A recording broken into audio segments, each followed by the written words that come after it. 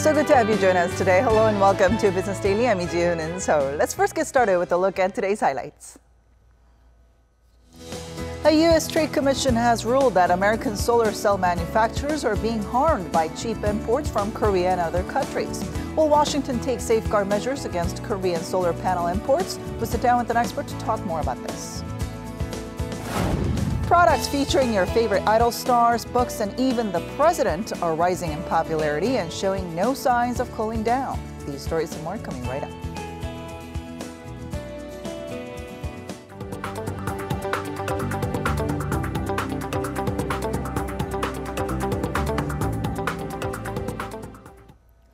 Consumer confidence fell in September for the second month in a row, and the outlook on future economic conditions isn't so rosy either, hitting its lowest level in 5 months. Our Won Jung-hwan starts us off. Korea's consumer sentiment fell for the second month in a row in September over North Korean threats and Beijing's continued squeeze of South Korean businesses over the deployment of an anti-missile defense system. South Korea's central bank says the composite Consumer Sentiment Index this month came in at 107.7, down more than 2 points from the months before. A drop, but an indication that optimists still outnumber pessimists. The Bank of Korea gouging the public's confidence towards the current economic conditions also marked a fall from the previous month's figures, at 87 in September, down from 93 the months before. The index measuring sentiment toward economic conditions over the next 6 months also slid below the 100 mark to 96 from the 104 measured last month. It's the first time in 5 months that the index on future economic conditions has dropped below the benchmark rate. The Bank of Korea says North Korea's provocations, coupled with regime's standoff with the U.S., has made local consumers less inclined to spend. And with the consumer inflation target rate standing at 2%, policymakers at the Bank of Korea are juggling their options between the Federal Reserve unwinding off its huge stimulus program and South Korea's sluggish spending power. The Bank of Korea has held its benchmark rate steady for 14 months after cutting the rate to 1.25% in June last year, the lowest in the bank's history. Won Jung-hwan, Business Daily. Korea's exports grew once again in August thanks to strong demand for semiconductors, with outbound shipments of automobiles surging by more than 25%. And when taking these monthly figures into account, the Bank of Korea is projecting growth to remain steady in the third quarter. Our Kim Ji-yeon reports. Korean exports recorded a 10th straight month of gains in August.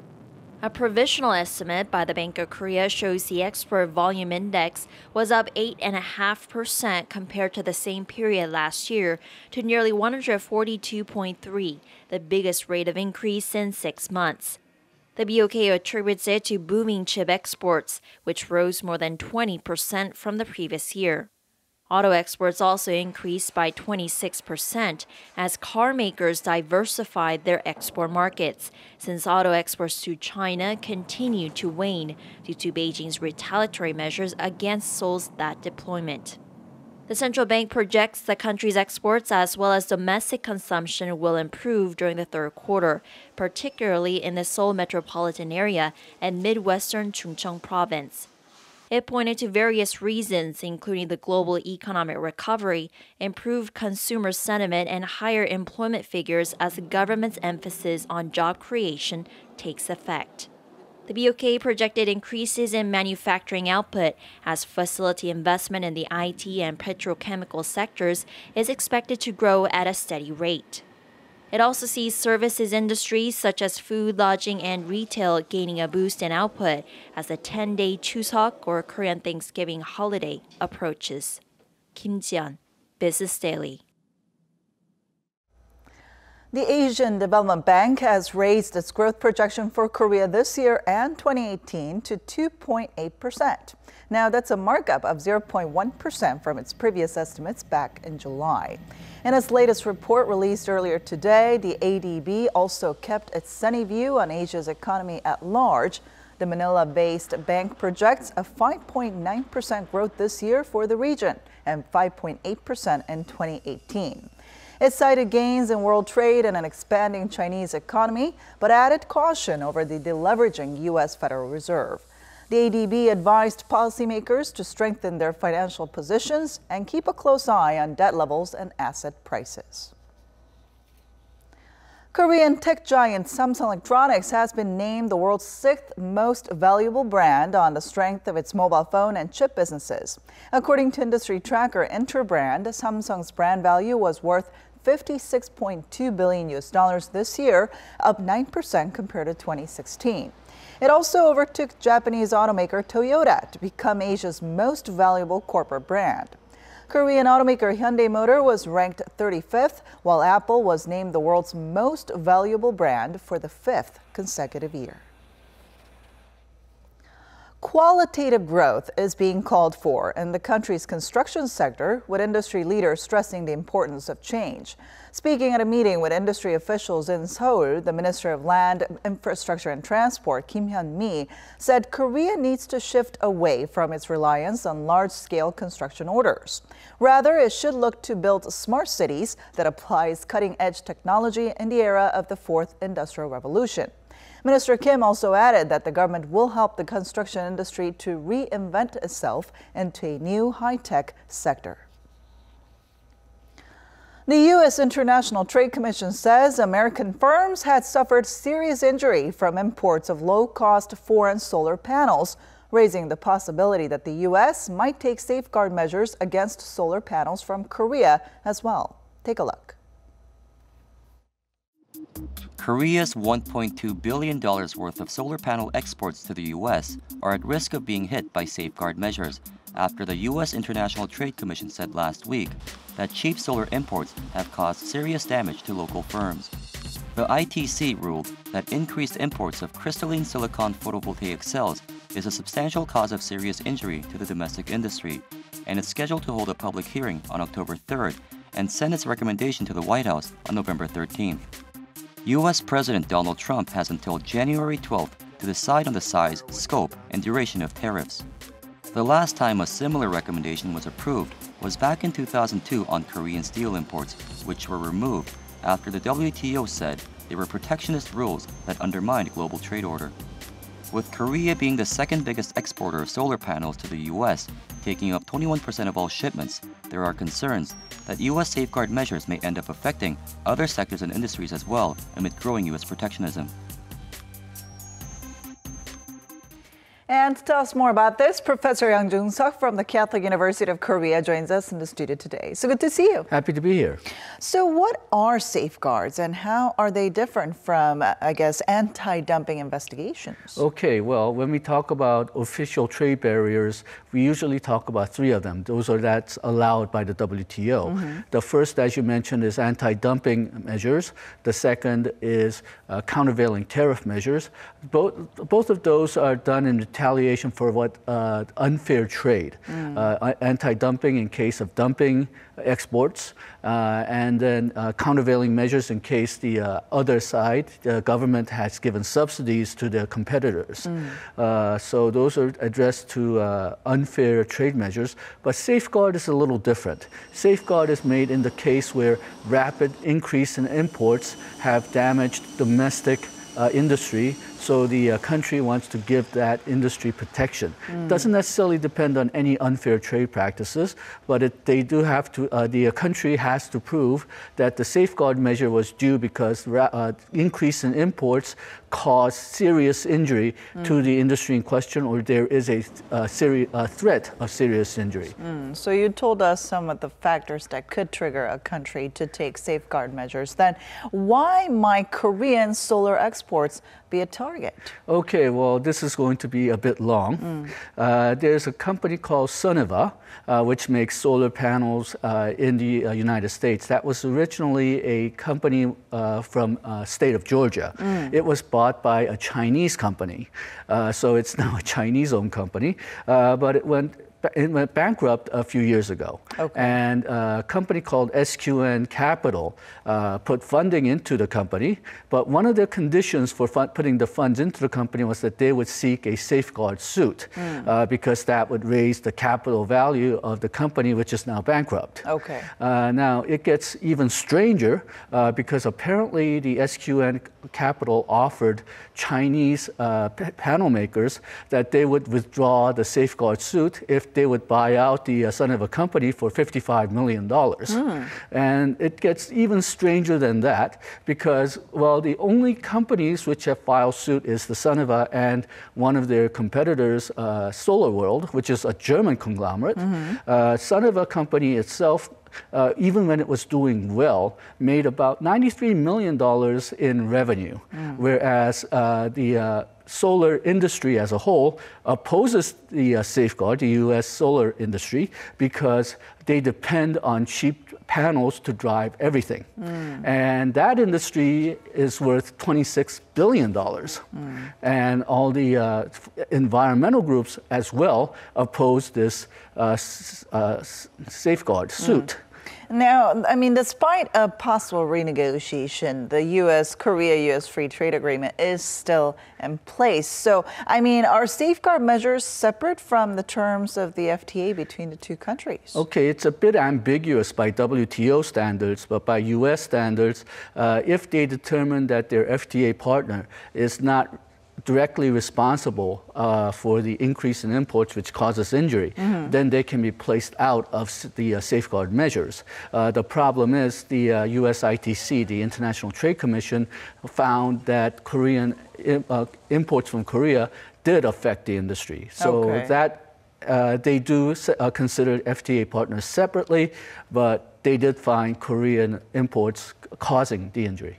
So if the U.S. decides to take some safeguard measures against the solar panels imported from Korea, how would that impact businesses here in Korea? And also, could that spread to other industries here in Korea with similar measures being taken against them? Okay, well, the exports to United States from Korea for photosensitive semiconductors, which include these solar panels that we've been talking about, cells and panels, was about $1.3 billion in 2016, about 2% of Korean exports to the United States. So it's a fairly big item, but the size of that went up very recently. Just a year ago, to 2015.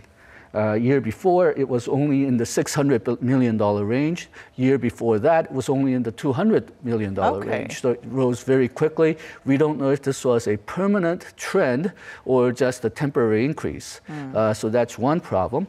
The second item that we should consider is that the way that the safeguard works in the United States, first, US ITC sees whether there was a damage to the domestic industry. That has been done. The second stage is seeing what the remedy should be, how high the tariff should be, or how much quota, the import quota should be. And that hearing is starting in October.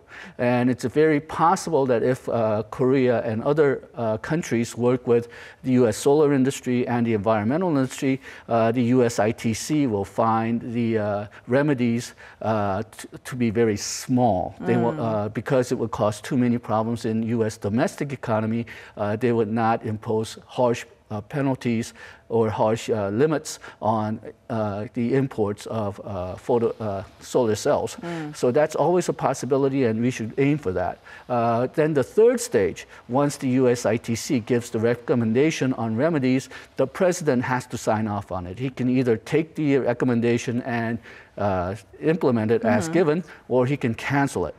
Any other president, I think, given the situation and given the size of the solar industry which will be affected, I think you would bet on the president rejecting whatever recommendation that ITC comes up with. But President Trump seems to hate trade viscerally, just personally. Right. So with President Trump, anything goes. So I think the best chance that Korea has to stop this is to cooperate with the U.S. domestic solar industry and try to get the remedies down as much as possible. All right. And Korea is not the only one being targeted targeted by these possible safeguard measures. China is also one of the targets. So what's your outlook on this? Okay, well, China was probably the originator of all this problem.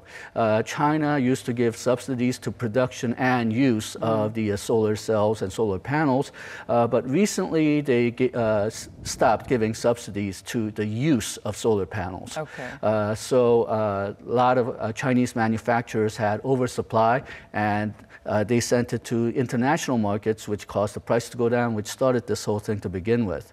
And as I mentioned before, I think the SQN Capital was aware of this because they said if they just bought Suniva for $55 million, which would give them a very nice profit, they would withdraw the safeguard suit. All right. Well, we'll definitely keep our eyes on how this all pans out. Thank you so much for coming in today. Thank you.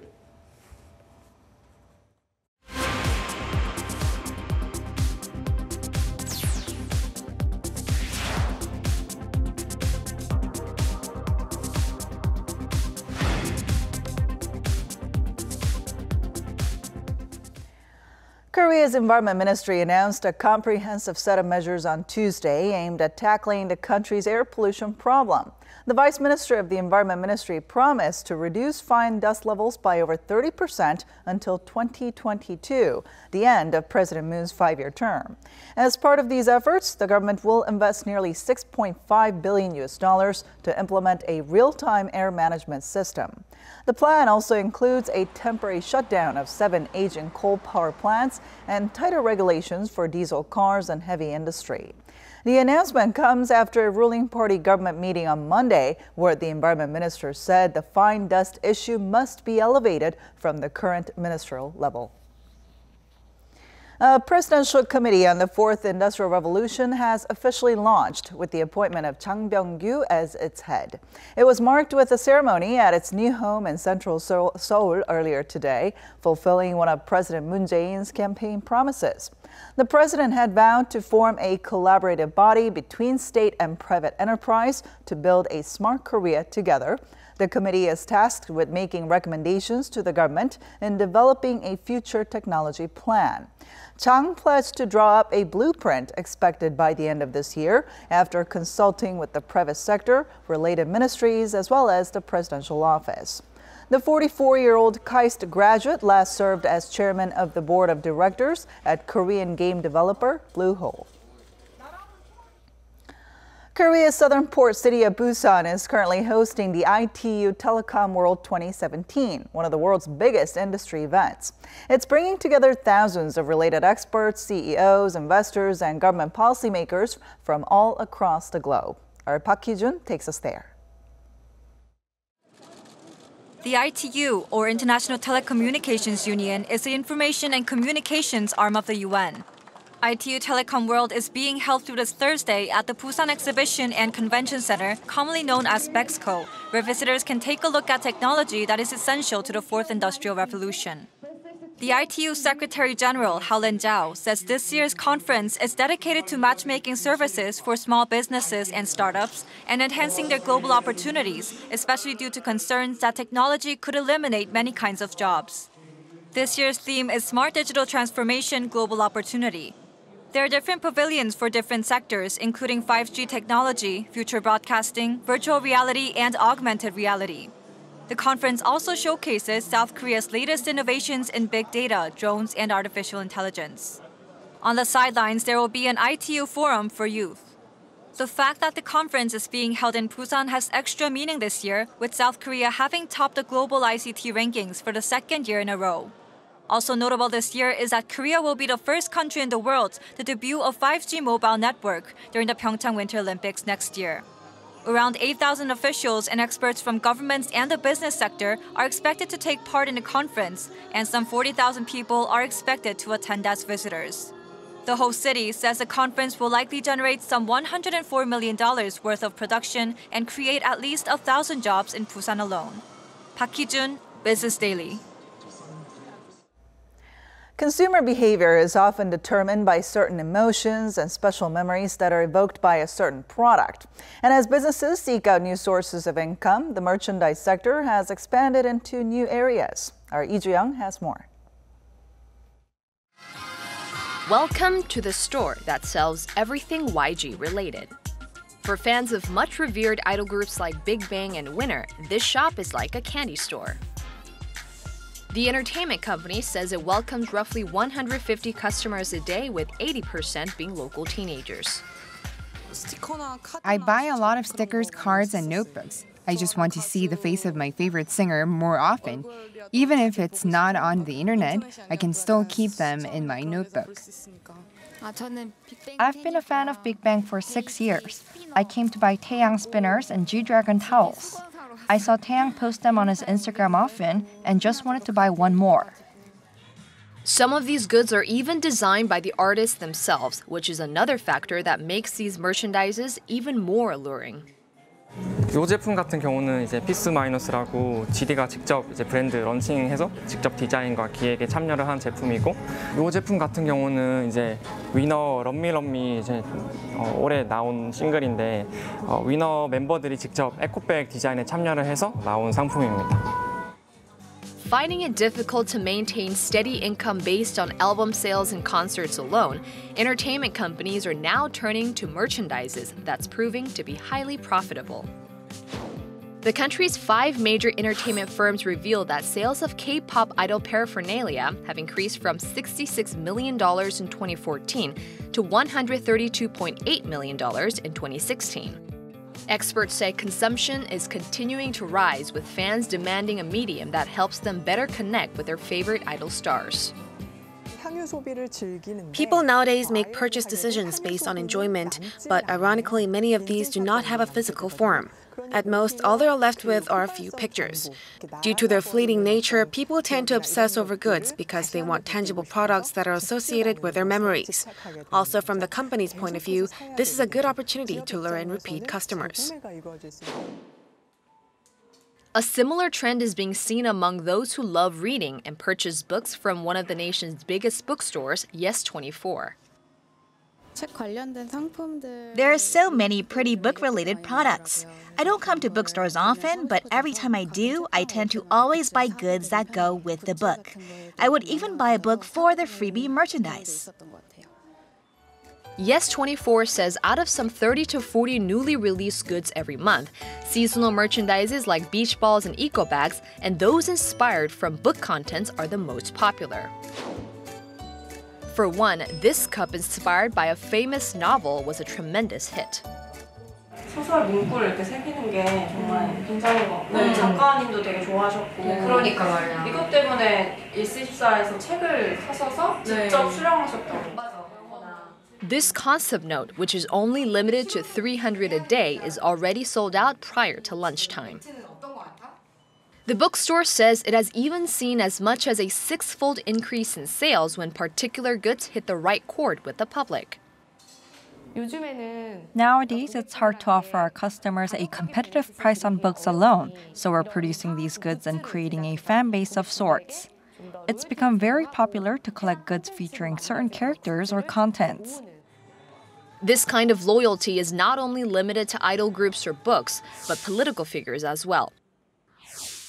President Moon Jae-in, who has enjoyed significant popularity among the younger generation since his campaigning days, has inspired businesses like Buntim Shop, Korea's first online shopping mall that specializes in selling goods that feature the president.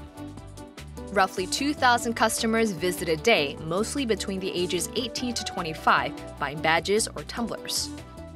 I think this is the first time I've seen such a fan following that revolves around a politician. I think the traditional idea that a person who governs the country is different from ordinary citizens has largely been phased out. Now I feel like we can communicate with him and form an intimate relationship based on trust. That explains the popularity of goods featuring the president, which quickly sell out when they're released. The merchandise industry is continuing to gradually grow in size, branching out to a wider range of sectors. And it's set to continue expanding as an increasing number of people yearn to hold on to their special memories and experiences embedded in their hearts. Lee Ju-young, Business Daily.